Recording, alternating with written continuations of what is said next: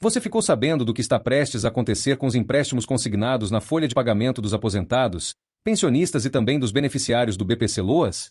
Eu preciso que você preste muita atenção agora, porque o que eu vou te explicar pode mudar completamente a forma como você lida com o seu dinheiro daqui para frente. Se você já tem empréstimo consignado, este vídeo é obrigatório para você.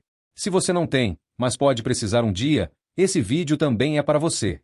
Porque o que está sendo preparado não é pequeno, não é simples, e não é apenas uma atualização comum. Estamos falando de mudanças profundas que podem afetar diretamente a sua liberdade financeira. Existe uma movimentação envolvendo suspensão de consignados, investigação de irregularidades, possível bloqueio temporário, alteração no sistema de contratação e até um novo modelo que promete mais segurança, mas que pode acabar dificultando o acesso ao crédito para milhares de pessoas. E eu vou te mostrar tudo, sem esconder nada, inclusive aquilo que muita gente ainda não percebeu. Mas antes de continuar, eu quero que você escreva aqui nos comentários uma coisa muito importante. Você hoje tem empréstimo consignado ativo na sua folha de pagamento? Escreve apenas sim ou não. Isso é fundamental para eu entender quantas pessoas aqui podem ser diretamente impactadas por essa mudança que está se desenhando agora. Porque o que começou anos atrás como um projeto de proteção ao aposentado, virou uma novela política e financeira que agora ganha um novo capítulo, talvez o mais decisivo de todos. Tudo começou com um projeto que previa a suspensão temporária dos descontos de empréstimos consignados na folha de pagamento dos beneficiários da Previdência Social. Esse projeto foi aprovado no Senado Federal e previa a suspensão das parcelas por 120 dias. A justificativa era clara: dar um alívio financeiro em momentos de crise, principalmente para quem já estava sufocado por dívidas. Só que quando o projeto chegou na Câmara dos Deputados, simplesmente parou. Não avançou. Ficou arquivado. E você sabe muito bem que quando algo para assim, não é por acaso. Existe pressão. Existe interesse. Existe dinheiro envolvido. E quando falamos de empréstimo consignado, estamos falando de bilhões movimentados pelos bancos todos os anos. Enquanto isso, o aposentado continuou pagando. O pensionista continuou pagando. O beneficiário do BPC continuou pagando. Agora, em 2026, o assunto voltou com força total. Um novo pedido foi feito para suspender a cobrança dos consignados por 6 meses. Isso mesmo, 180 dias sem desconto em folha. E o pedido não veio sozinho. Envolveu o Banco Central, Polícia Federal, Ministério Público Federal e o próprio INSS. Por quê? Por causa das inúmeras denúncias de irregularidades.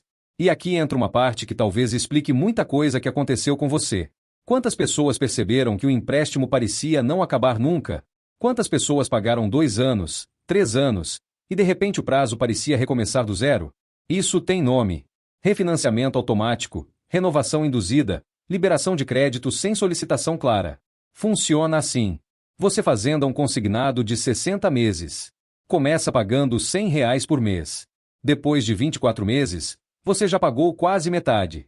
Faltam 36 parcelas. De repente, cai um dinheiro na sua conta. Você não pediu. Você não solicitou formalmente. Mas o banco libera. O que aconteceu? Eles renovaram o contrato.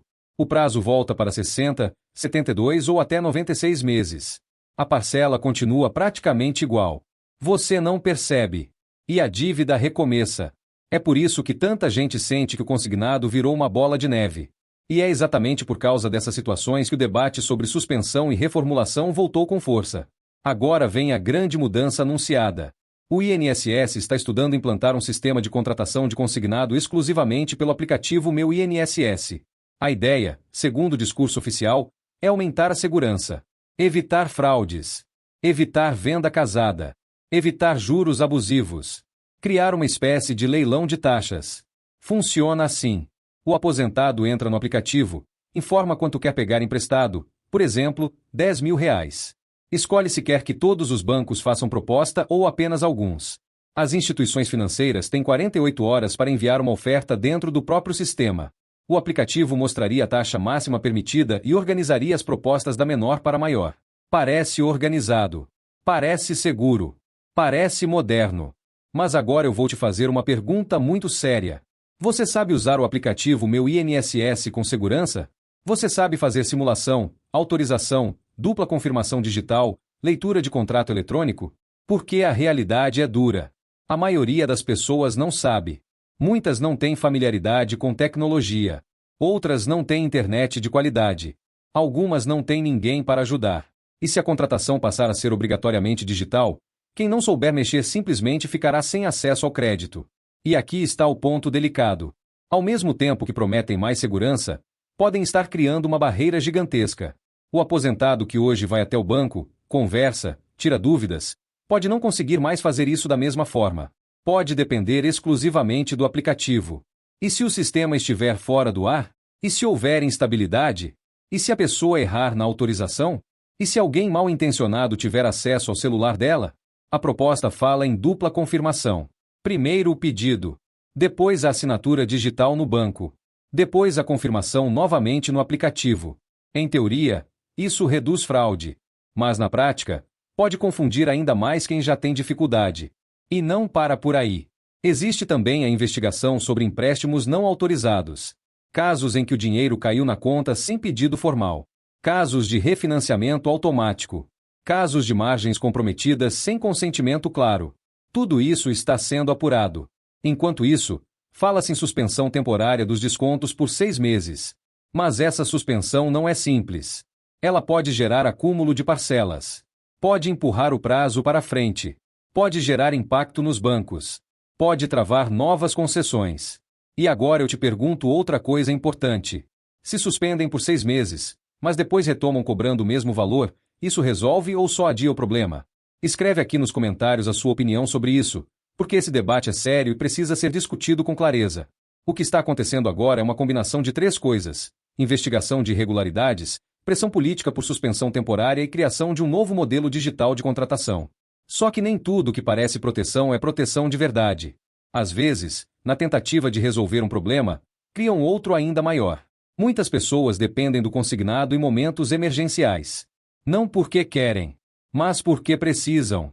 Ninguém acorda feliz querendo fazer dívida. As pessoas fazem porque o dinheiro não dá, porque o remédio é caro, porque a conta de luz aumentou, porque o mercado subiu, porque apareceu uma emergência na família. E se, no momento da necessidade, o acesso estiver bloqueado por falta de habilidade digital, o que acontece? É exatamente isso que precisa ser discutido com seriedade. Existe também a possibilidade de devolução de valores para quem comprovadamente sofreu desconto indevido ou contratação irregular.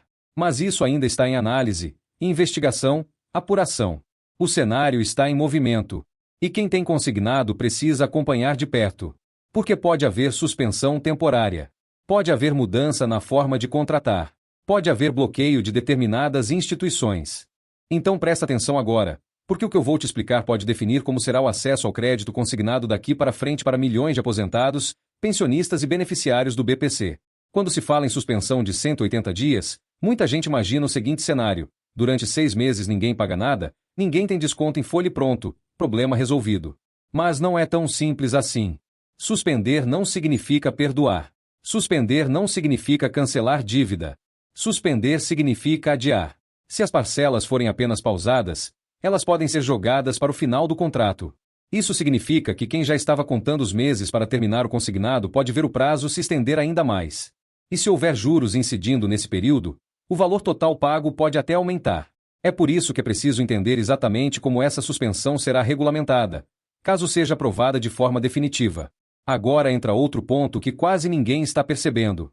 Se o sistema mudar para o modelo totalmente digital pelo aplicativo Meu INSS, muitos bancos podem reduzir a oferta ativa.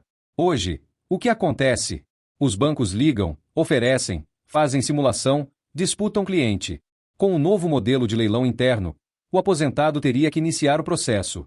Ele teria que entrar no aplicativo, informar o valor desejado e aguardar as propostas.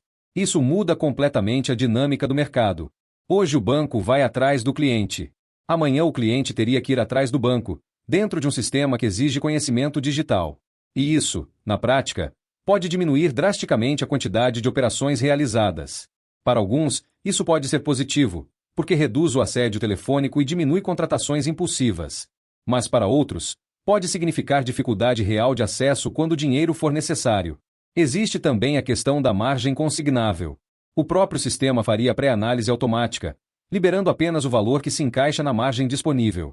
Isso evita contratos acima do limite, mas também impede qualquer negociação fora do padrão rígido do sistema. Outro detalhe importante é que o contrato só seria validado após dupla confirmação digital. Primeiro a solicitação, depois a formalização no banco e, por fim, uma nova confirmação dentro do aplicativo. Se houver qualquer divergência entre a proposta ofertada e o contrato apresentado, o sistema bloquearia a operação. Em teoria, isso é excelente para evitar fraude. Mas agora pense comigo: quantas pessoas conseguem identificar uma divergência contratual lendo um documento digital no celular? Quantas conseguem interpretar taxa efetiva anual, CET, prazo real, valor total pago ao final? A proteção tecnológica só funciona plenamente quando o usuário entende o que está fazendo. Caso contrário, a dificuldade apenas muda de forma.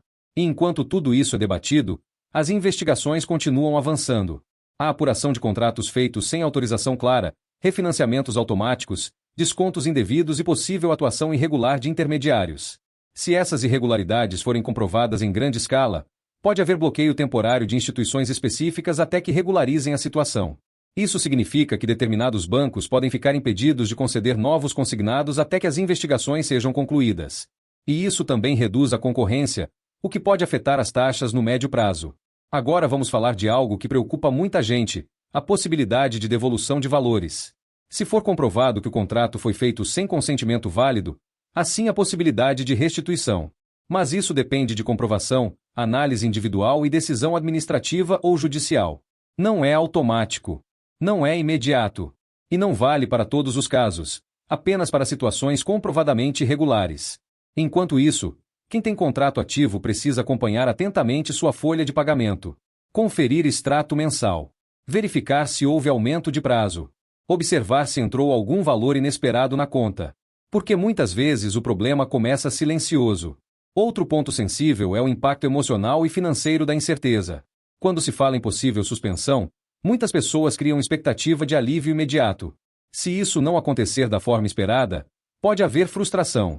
E decisões financeiras tomadas com base em expectativa podem gerar novos problemas. É por isso que é fundamental agir com cautela.